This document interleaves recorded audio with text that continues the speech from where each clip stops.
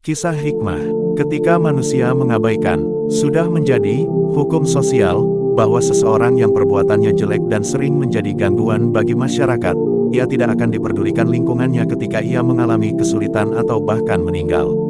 Padahal yang namanya manusia, tidak selalu dan selamanya seluruh catatannya hitam kelam, bisa jadi ada yang baik dan bermanfaat walau hanya sepele. Tetapi hal yang kecil dan sepele itulah yang kadang mengundang rahmat dan ampunan Allah. Pernah terjadi di Basrah, seorang pemabuk yang sangat buruk moralnya meninggal dunia. Istrinya memberitahukan hal itu kepada para tetangganya, tetapi mereka sama sekali tidak memperdulikan dan tidak mau merawatnya. Karena itu ia memanggil 4 orang buruh upahan untuk merawat jenazahnya dan kemudian membawanya ke musala. Tetapi sesampainya di sana tidak ada seorang pun yang hadir untuk menyalatkannya. Beberapa orang yang mengetahui hanya melihat dan membiarkannya setelah tahu siapa gerangan jenazah itu. 4 buruh itu pun tidak bisa melaksanakan salat jenazah. Karena tidak tahu harus bagaimana, istrinya itu memerintahkan orang-orang upahan itu untuk membawanya ke pinggiran hutan dan menguburkannya di sana.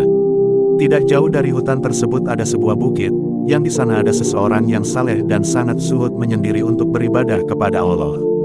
Ia tidak pernah turun dan berkumpul di masyarakat kecuali untuk salat Jumat. Entah bagaimana asal-muasalnya, tiba-tiba orang itu turun gunung dan mendatangi jenazah sang pemabuk yang tengah digali kuburannya itu, dan ia menyalatkannya. Setelah itu ia duduk menunggu untuk memakamkannya. Peristiwa turunnya sang saleh dan zahid dari pertapaannya di atas bukit itu menjadi berita menggemparkan bagi masyarakat sekitarnya. Mereka merasa takjub dan keheranan sehingga datang berduyun-duyun ke pinggiran hutan tersebut. Salah satu dari tokoh masyarakat tersebut menghampiri orang saleh tersebut dan berkata, "Wahai Tuan, mengapa engkau menyalatkan jenazah orang ini sedangkan ia orang yang sangat buruk dan banyak sekali berbuat dosa kepada Allah?"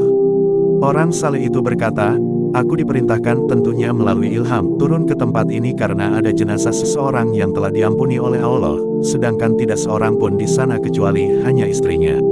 Orang-orang jadi keheranan mendengar jawaban tersebut. Bertahun-tahun mereka tinggal bersama orang itu dan sama sekali tidak pernah melihat dan mengetahui kebaikan yang dilakukan olehnya. Sang zahid tampaknya mengetahui kebingungan masyarakat, karena itu ia memanggil istrinya dan berkata, "Bagaimana sebenarnya keadaan dan perilaku suamimu itu?" Sang istri berkata, "Seperti yang diketahui banyak orang, sepanjang hari ia hanya sibuk minum minuman keras khamr di kedai-kedai. Pulangnya di malam hari dalam keadaan mabuk dan tidak sadarkan diri. Seringkali ketika ia tersadar di waktu fajar, ia mandi dan wudhu kemudian salat subuh.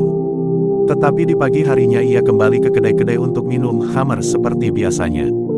Hanya saja di rumah kami tidak pernah kosong dari 1 atau 2 orang anak yatim, yang ia sangat menyayanginya melebihi anaknya sendiri.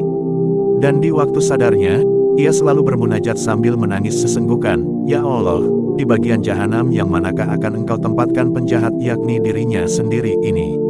Sang zahid berkata, 'Sungguh maha luas kasih sayang Allah, mungkin karena sangat sedikitnya kebaikan yang dilakukannya sehingga merasa rendah dan hina di hadapan Allah. Dan juga kesabarannya menanggung kehinaan dan cibiran sinis dari lingkungannya, yang mengundang rahmat dan ampunan Allah.' Mendengar penjelasan itu, anggota masyarakat yang hadir segera ikut menyalatkan jenazah pemabuk tersebut, dan ikut serta menguburkannya.